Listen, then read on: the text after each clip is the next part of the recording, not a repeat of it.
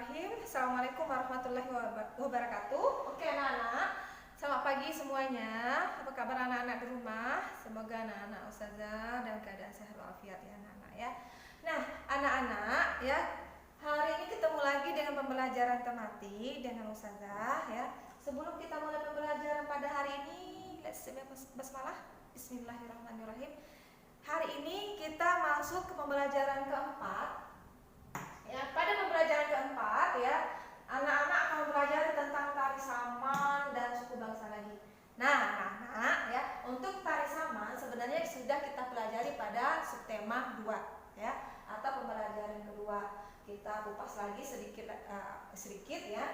Anak-anak masih ingat nggak apa itu tari saman ya? Tari saman adalah tarian yang berasal dari suku Gayo, yaitu suku Aceh atau Nanggro Aceh Darussalam. Nah, dari tari saman ini anak-anak ya, tari saman memiliki ya mengandung makna ya tentang atau mencerminkan tentang pendidikan ya, pendidikan agama, kemudian sopan santun ya. Anak-anak bisa lihat pada halaman 28 ya, lupa ustazah ya. Anak-anak bisa lihat pada halaman 28 pembelajaran keempat. Jadi dari tari saman ini mencerminkan tentang pendidikan, keagamaan, sopan santun ya, kemudian kepahlawanan, kekompakan, kebersamaan. Nah, ya. Dari tari saman ini ya, kita yang paling utama sekali kita bisa mempelajari tentang kekompakan. Ya, Nak ya. Dari tari saman ini kita bisa mempelajari tentang kekompakan dan kebersamaan. Dari tari saman ya, meskipun tari saman ini dari satu penari dengan penari yang sebelahnya itu bisa beda tarian ya, namun terlihat indah masih walaupun beda gerakan tarinya. Nah ya, walaupun dilakukan secara beda gerakan tarinya masih terlihat kompak. Nah begitu pula ya Nak ya, kekompakan dalam kehidupan sehari-hari ya. Hidup ini penuh dengan perbedaan dan keragaman ya. Bukan hanya sekedar tarian aja yang penuh dengan perbedaan dan keragaman ya. Dan kehidupan sehari-hari juga terdapat perbedaan dan keragaman. Nah, keragaman bisa juga kita jumpai di sekolah, di lingkungan kita sekolah, di rumah ya, dan kemudian di lingkungan masyarakat. Pause. Oke, anak-anak ya, dari keragaman ya dan perbedaan yang kita temui di lingkungan, berbagai lingkungan tadi ya, keragaman dan perbedaan itu akan terasa indah jika dilandasi dengan kebersamaan dan terasa persatuan dan kesatuan. Nah, contohnya anak-anak ya, anak-anak tahu dengan lidi? Coba saya contohkan ya, kenapa persatuan keragaman ya bisa terasa indah ya dengan adanya persatuan. Coba anak-anak lihat, satu lidi ini dengan mudahnya bisa patah. Coba kalau seandainya lidinya banyak ya, jika lidinya banyak akan lebih sulit untuk dipatahkan ya, lebih sulit, apalagi lebih banyak lagi dari ini yang disebut dengan persatuan, lebih kokoh ya dan lebih indah ya. Nah, anak-anak bisa lihat hal ini ya pada halaman 30. Nah, anak-anak sekalian ya, dari keragaman yang ada di Indonesia ini ya, sebelumnya sudah kita pelajari tentang keragaman tentang budaya, musik. Nah, pada pembelajaran keempat ini kita juga mempelajari tentang keragaman suku bangsa.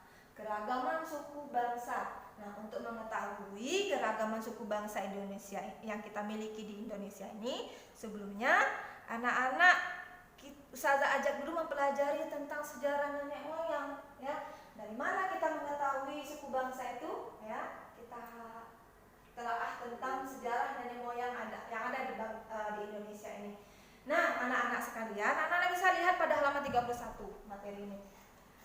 Pada zaman dahulu kala, menurut ahli sejarah ya, sebenarnya di Indonesia ini pada zaman dahulu nenek moyang kita ini ada yang berasal dari daerah Yunan, ya.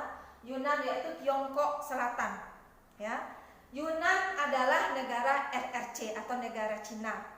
Nah, perpindahan atau kedatangan rakyat Cina ke Indonesia itu melalui dua perpindahan atau dua gelombang, ya. Dua kedatangan. Yang pertama, gelombang pertama itu pada tahun 2000 sebelum Masehi atau sampai 500 sebelum Masehi. Ya. Suku ini disebut dengan Melayu Tua. Yang kedua, gelombang kedua yaitu pada tahun 500 sebelum Masehi. Nah, kedatangan bangsa ini ya sekarang disebut dengan Melayu Muda. Nah, anak-anak, gelombang yang pertama ini terbagi menjadi Ustazah jelaskan ya. Pada kedatangan gelombang pertama ini ya, jalur pertama yang dilalui oleh bangsa Cina atau Yunan ini ya. Nah, anak bisa lihat pada globe ya. Mana dia? Ini dia ya. RRC atau Yunan ya. Nah, dari bangsa Cina ini mereka datang ke Indonesia. Yang pertama kali, jalur pertama yang mereka datangi adalah menyebar ke Sulawesi. Mereka menyebar ke Sulawesi dan kemudian Maluku Utara dan Papua ya. Dari RRC ke Filipina, baru mereka ke Sulawesi, Papua ya, dan kemudian daerah sekitarnya.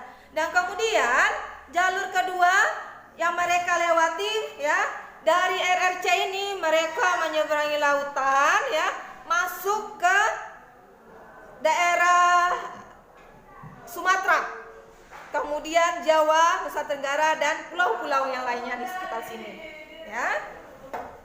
Nah, anak-anak, demikianlah ya proses perjalanan kedatangan bangsa Yunan ke Indonesia. Dan kemudian ya, yang kedua yang perlu kita ketahui bahwasanya di Indonesia ini terdapat macam-macam suku bangsa ya.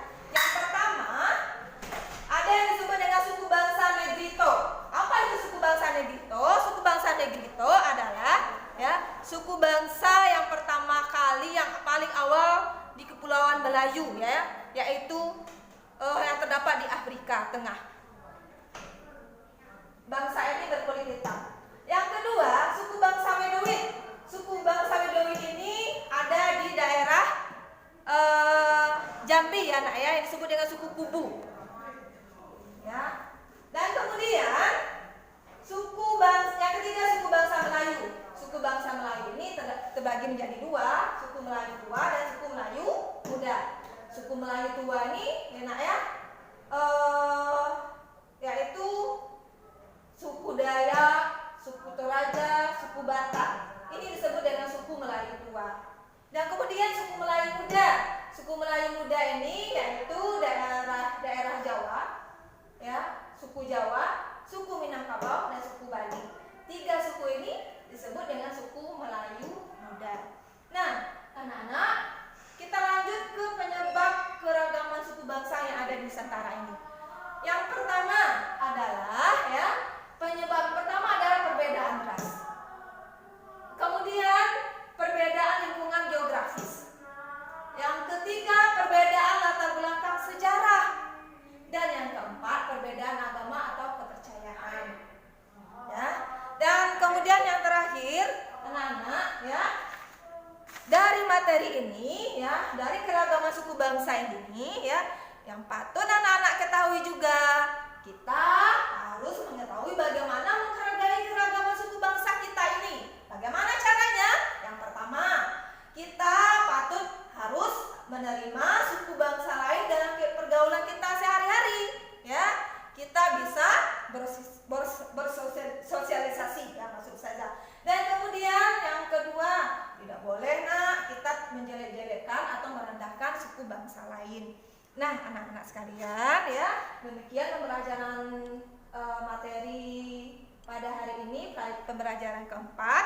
Untuk tugas anak-anak sekalian